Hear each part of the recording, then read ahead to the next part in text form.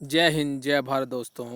आज मैं एक बार फिर से आपका स्वागत करता हूं आपके अपने पसंदीदा और विश्वसनीय यूट्यूब चैनल सैनिक वेलफेयर वन में, जो देता है आपको बहुत ही अच्छी और रोचक भरी जानकारियां। तो दोस्तों, आज मैं आपके लिए एक बहुत ही अच्छी और रोचक भरी जानकारी लेके आया हूं। वो जानकारी है कि जाने सेना में कैसे भर्ती होते हैं पंडित, मौलवी, पादरी और ग्रंथी, किसकी कितनी होती है सैलरी। तो दोस्तों, ये एक ऐसी जॉब है जिसमें जाने के बहुत से इच्छुक है हमारे नवयुवक, पर जानकारी की वजह से नहीं जा पाते हैं। अच्छी एजुकेशन लेने के बावजूद भी नहीं जा पाते हैं। तो इसमें कंप्लीट मैंने जानकारी दी है। ये एक ऐसा मौका है जिसमें भगवान की भक्ति के साथ में देश की सेवा करने का भी एक बहुत ही अच्छा मौका होता है, और इसमें डायरेक्ट नायब सूबेदार रैंक से एंट्री होते हैं। तो दोस्तों, बढ़ते हैं जानकारी की तरफ। ये कंप्लीट जानकारी है इस वीडियो में। आप वीडियो को अंत तक देखें और इस वीडियो को लाइक करें और सबके साथ शेयर करें, ताकि जिन ज़रूरतमंद युवाओं को इसकी जानकारी की आवश्यकता है उन तक पहुंच सकें। जाने सेना में कैसे भर्ती होते हैं पंडित, पादरी, मौलवी और ग्रंथी, किसकी कितनी होती है सैलरी। अंबाला एयरफोर्स स्टेशन पर राफेल को वायुसेना में शामिल करने से ठीक पहले सभी धर्मों के गुरुओं ने पूजा पाठ की, एक साथ पूजा करके देश की सुरक्षा की प्रार्थना की।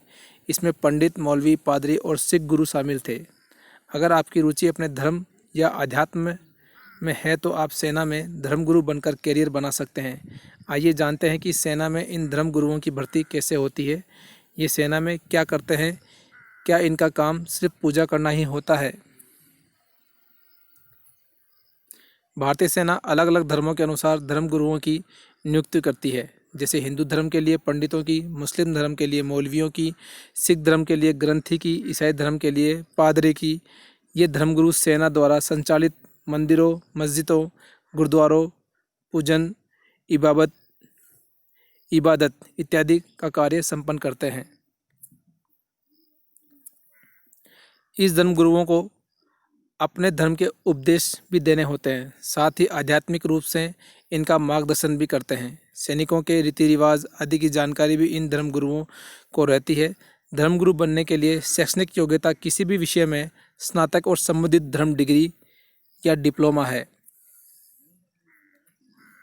धर्मगुरुओं के लिए वही शारीरिक मापदंड होते हैं जो सैनिकों की भर्ती के लिए होते हैं। इन्हें कड़े प्रशिक्षण से भी गुजरना पड़ता है, जैसा एक सैनिक बनने के लिए होता है। भारतीय सेना द्वारा समय समय पर विज्ञापनों या समाचार पत्रों द्वारा धर्मगुरुओं के पदों के लिए नियुक्तियां निकाली जाती है। आइए जानते हैं इनकी भर्ती के लिए योग्यता क्या है। समय समय पर निकाले जाने वाली भर्तियों में आयु सीमा न्यूनतम 25 साल और अधिकतम 34 साल होती है। ये सभी धर्मगुरुओं के लिए एक समान है। इसके अलावा junior commission officer, religious teacher के लिए किसी मान्यता प्राप्त यूनिवर्सिटी से किसी भी विषय में ग्रेजुएट होना चाहिए। पंडित और गोरखा रेजिमेंट के पंडित की भर्ती के लिए उम्मीदवार के पास संस्कृत में आचार्य की डिग्री या संस्कृत में शास्त्रीय डिग्री और कर्मकांड में 1 साल का डिप्लोमा होना चाहिए। सिखों के धर्मगुरु ग्रंथी के लिए अभ्यर्थी को पंजाबी में ज्ञानी होना चाहिए। मौलवी और लद्दाख स्काउट्स के लिए मौलवी शिया पद पर भर्ती के लिए मुस्लिम अभ्यर्थियों को अरबी में मौलवी अलीम या उर्दू में आदिब अलीम होना जरूरी है। पादरी के लिए संबंधित और मान्यता प्राप्त संस्थान से प्रेस्टिहुड हासिल कर चुका हो, साथ ही स्थानीय बिशप द्वारा प्रमाणित सूची में आता हो। बौद्ध धर्म के मोक्ष महायान के लिए मान्यता प्राप्त अथॉरिटी से मोक्ष या बौद्ध पृष्ठ का पद हासिल कर चुका हो। किसी मोनास्ट्री के प्रमुख द्वारा पुजारी घोषित हो। मोनास्ट्री के प्रमुख के पास खापा पीएचडी जैसी लोपोन या राजबम होना चाहिए, या फिर मोनेस्ट्री से प्राप्त सही सर्टिफिकेट होना चाहिए।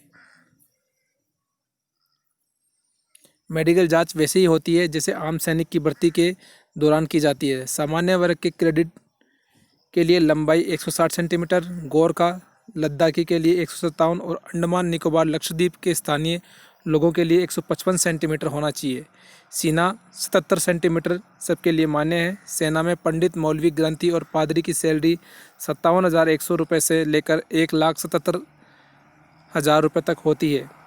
इसे पे स्केल केवल 10 तक रखा गया है। सामान्य और लद्दाखी कैटेगरी के अभ्यर्थियों का वजन 50 किलोग्राम और गोरखा के लिए 48 किलोग्राम होना चाहिए।